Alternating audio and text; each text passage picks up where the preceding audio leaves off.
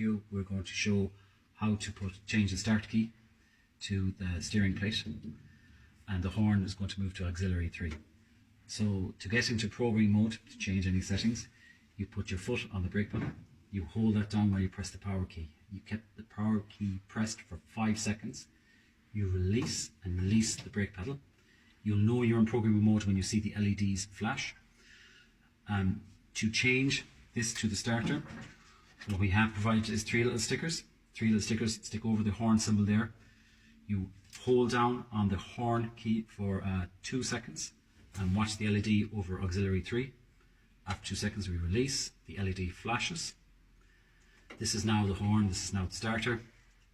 I turn off the system to save the settings. I turn it back on.